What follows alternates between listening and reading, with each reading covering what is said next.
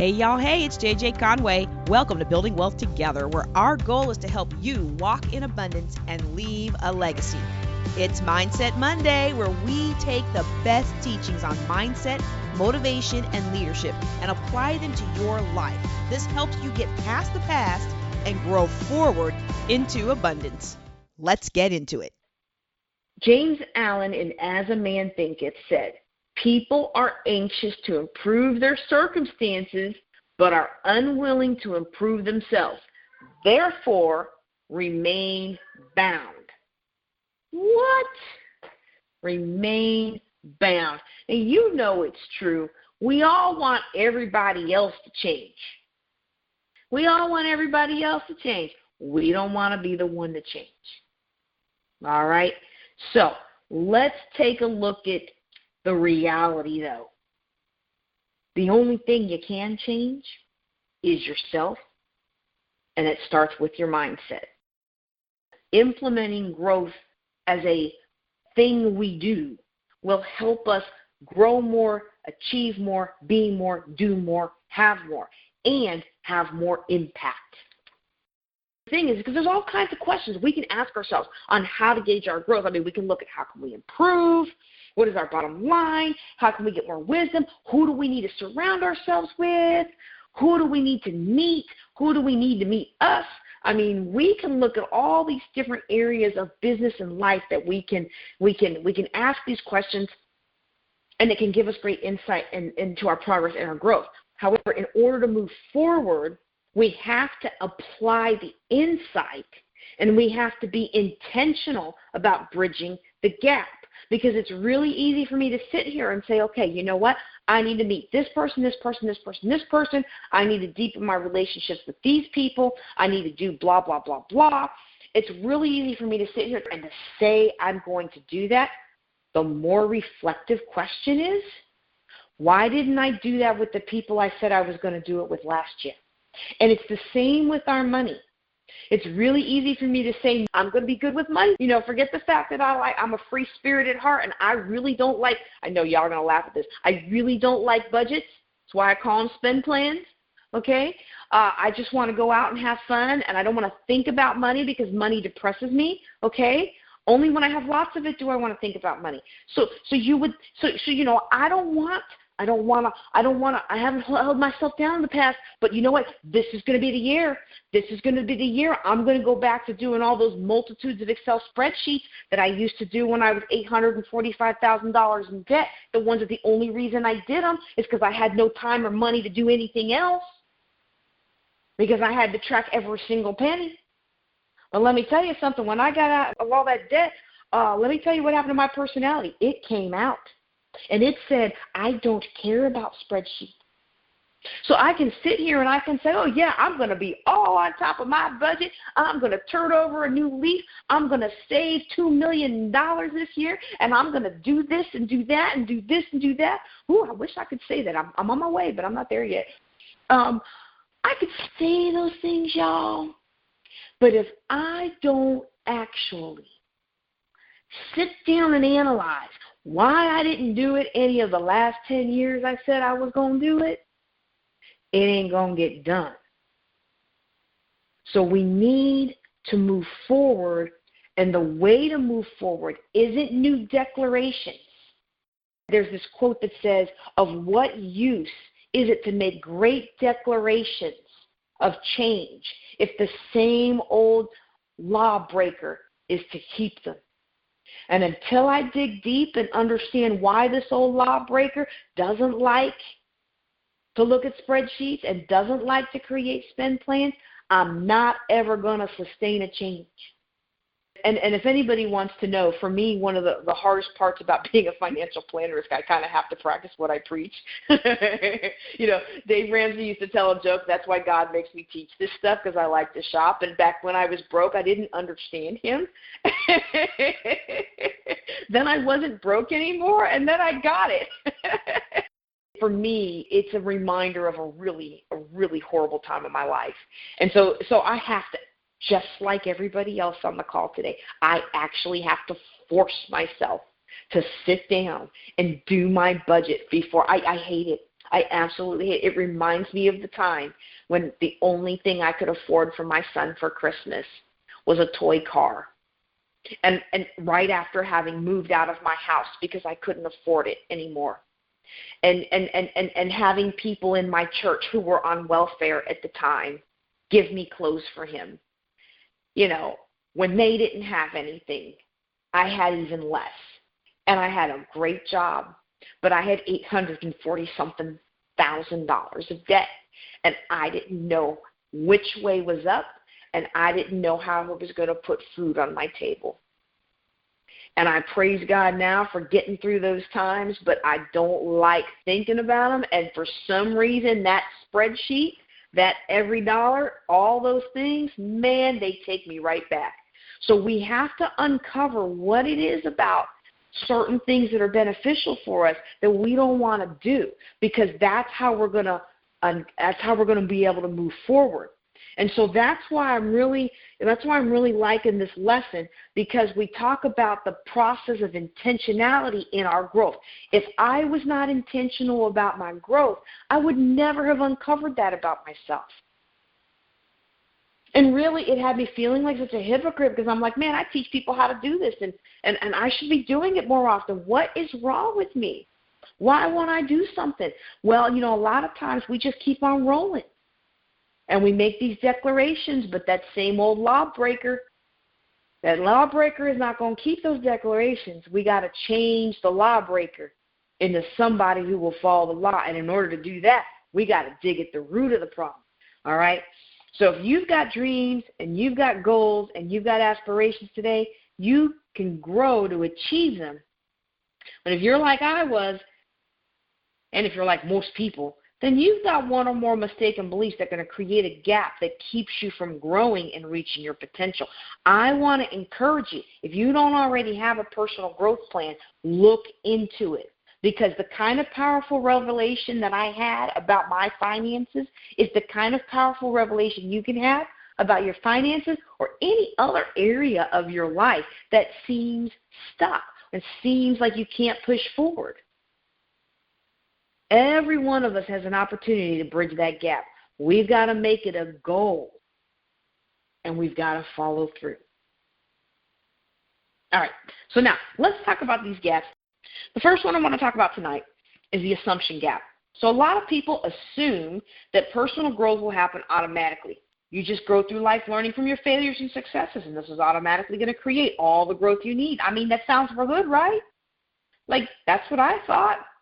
But honestly, until we take ownership of our own growth and take individual steps to figure out a plan for growth, our successes and failures only impact so much to our growth and to our learning. See, in order to take our lives to the next level, we have to have that extra push that comes from being in a place of growth that can reach back and grab some of those failures and say, hey, you didn't learn everything you could learn from that. Or, more importantly, you haven't really gotten over that the way you thought you did. See, that's what happens to a lot of us. See, most of the people that come on my calls, you're successful, you have got a good income, you have worked really, really hard, and you have gotten yourself somewhere, and you just can't seem to get past. And you think that the not getting past is the glass ceiling, the finances, the business. But really, way back when, there's other stuff back there that's holding you back. And it's hard to uncover that without a mentor or a coach. It's really hard to uncover those things without somebody looking over your shoulder into your blind spots. Especially the more successful you are, the harder it is to see those things, okay? The next gap we want to talk about is the knowledge gap. Decide where you need to grow and intentionally plan how you're going to learn the lessons to get there and make the time you need. Now, look, it doesn't have to be a whole lot of time. Honestly, as a mom whose husband lives out of state, running a business as well as a ministry, I'm pretty strapped for time. I have carved out ways to offer free services to the community, and then I have reserve the rest of my time with the payments that cover the lifestyle and the time spent away from my kids that it takes to help people transform their lives. You know, I have put those structures in place, but even so, I still have very limited time for myself, and so do most of the people in my circles. Well, we make a commitment to use and maximize the time we can. And one way you can do that is by taking advantage of courses such as mine or John Maxwell or any of these thought leaders that are going to offer you downloads where you can listen to the classes while you're driving to work, while you're walking, exercising, whatever it is that you do. I actually get a fair I was about to say I get a fair amount of personal growth done when I'm washing the dishes, but actually that's kind of when I watch my junk TV. So scratch that. I get a lot of my personal growth done when I'm driving to work or while I'm sitting at the football field waiting for my son to finish his practice. I do a lot of my personal growth. I do a lot of my course generation. I maximize that time so that I can have other time to recharge, to refresh, to renew, but I'm still growing. The next gap we want to talk about today is the mistake gap.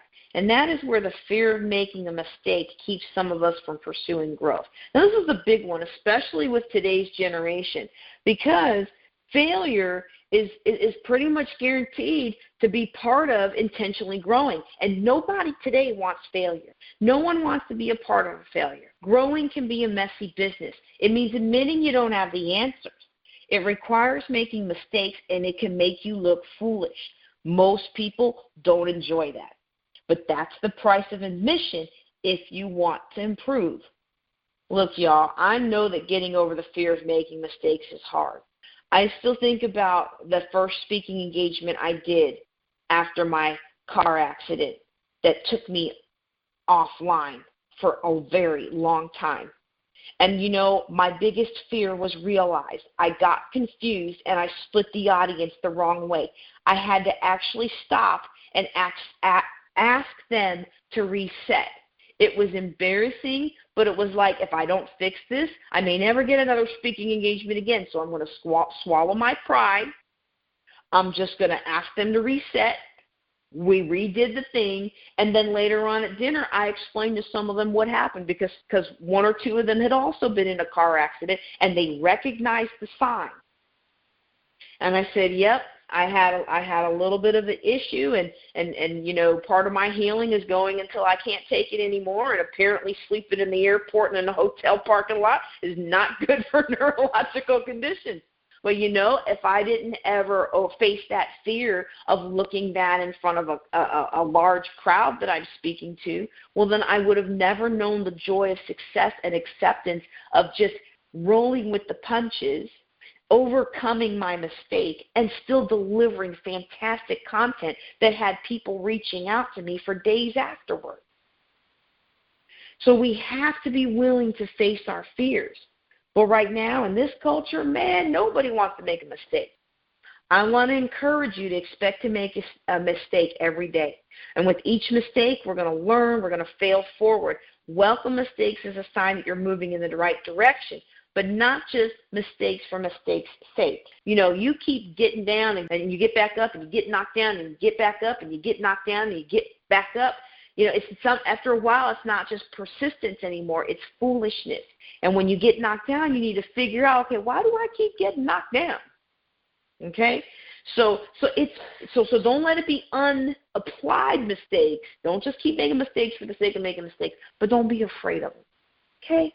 Don't be afraid of them. We all make mistakes, especially when it comes to getting our money under control. I mean, you know, I'm a financial planner. I've been helping people get out of debt for over 20 years, y'all, and I still make mistakes with money. Now, they're not the same mistakes that I used to make, but they're still mistakes. I mean, I used to make those videos like even the financial planner got duped by the $20 burger. I think that was the last one I did. They never went over anywhere very well, so I just kind of stopped doing them.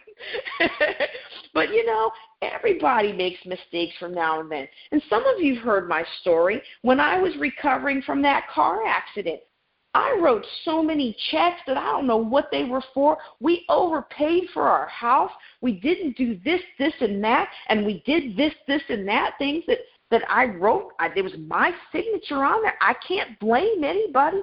I was a realtor for 10 years. Had I been in my right mind, I would have never done it. But, it's part of life. But you have to go back and say, okay, I need to put protections in place so that the next time something like this happens, I don't make all these mistakes. And that's what I'm encouraging you to do. Not be afraid of the mistakes, but find a way to learn from them and grow from them. Now, the next one I'm just going to touch on, and I'm going to be silent for a second so that you can think about whether or not this applies to your life. Because I tend to attract a lot of people who are perfectionists because I tend to be a perfectionist. The perfection gap. Needing the perfect circumstances to begin becomes yet another reason many of us don't pursue personal growth. Now, what do you think about that? It's not necessarily a comforting feeling, is it? But it's so true. Isn't it true that half the time we spend procrastinating is really trying to make things perfect because it ties into that fear of making mistakes and that fear of failure?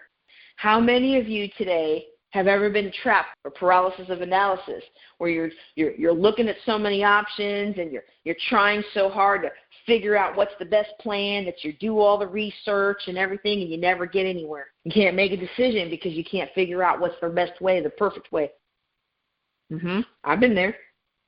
How many of you have done this thing that I used to do?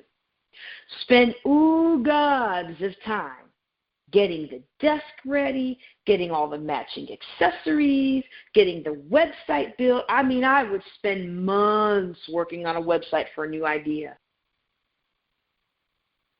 And always tweaking and always tweaking and always tweaking and always tweaking and always tweaking and never doing. The way we act in some areas is the way we act in others. The way we handle some things is the way we handle everything. And if we are pursuing some version of perfection, whatever that means for us, in our business, in our career, or with our family, and we're using that as a front for procrastination or for not ever moving forward, you can believe that same principle is lurking behind our lack of personal growth. Now, there are some of us, and I better touch on this right now before we go into the financial questions. There are some of us who are so personal growth minded that we never ever actually get into the real world and do something. So those of us who love to learn. I am a lifelong learner. I will go to classes all day long. If I had infinite money, I would just learn all day long. That is what I love to do. Well, actually, let me take that back. I might 50-50 learn and teach because I love to teach. but I really do love to learn. So we have to be very careful not to fall into this perfection gap, which is very tied in closely to the next one, which is the expectation gap. See, we can't be surprised when growth gets difficult at times, because with the right mindset, determination, and action plan, we can succeed.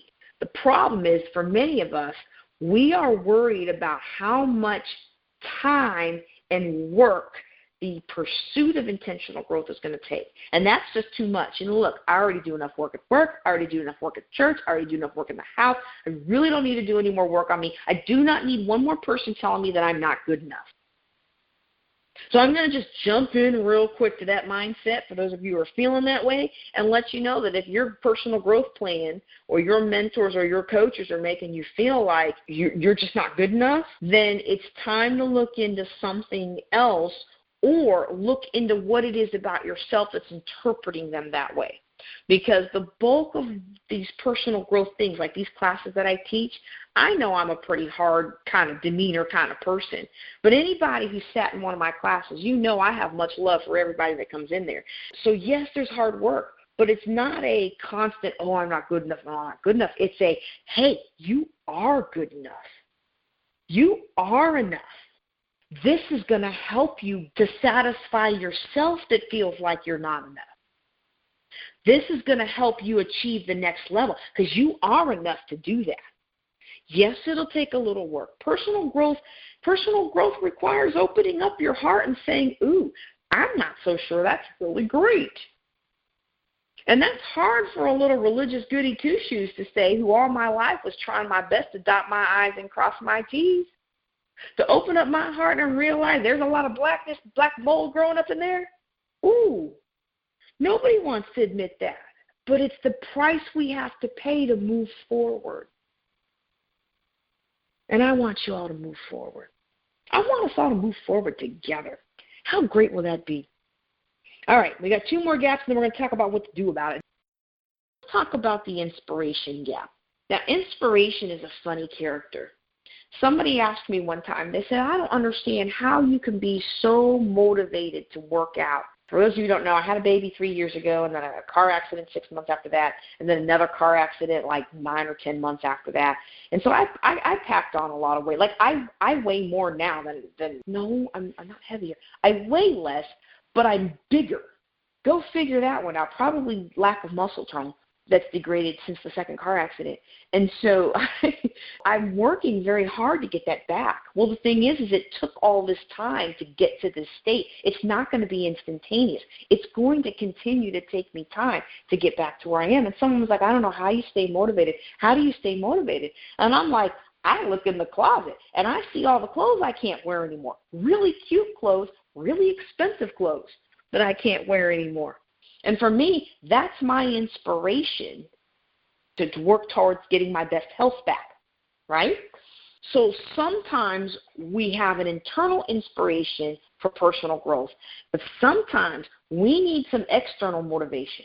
And some of y'all have heard this story, but I'm going to go tell it for the newbies on the call today. My motivation for getting better as a public speaker was preaching my first sermon and being so super excited about it and watching my whole family fall asleep on the front row.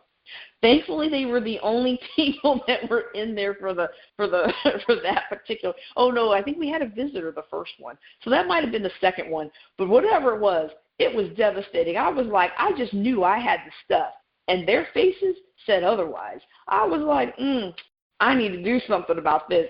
That was some motivation.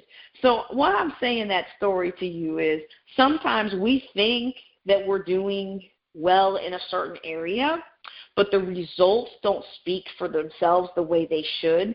In those kinds of cases, I would encourage you to look at a personal growth plan and include a mentor or a coach in that personal growth plan. Not everybody's going to have a family that so clearly tells you your sermons are a bomb, okay? So you got to figure out how to move forward. In fact, I'm going to tell you this, the higher up I get in community, in career, in my business, and everything that I'm doing, the higher up I get, the fewer people will tell me the mistakes that I'm making. And that's why a personal growth plan is so important to me. All right, finally, the last gap we're going to talk about, I'm going to tell you how to handle these gaps, and that is the comparison gap. The fear of looking bad compared to others. For years, this did not apply to me because I really did not care what you thought about me. And then one day, I had a child, and I still didn't really care enough until it was time for that child to go to school.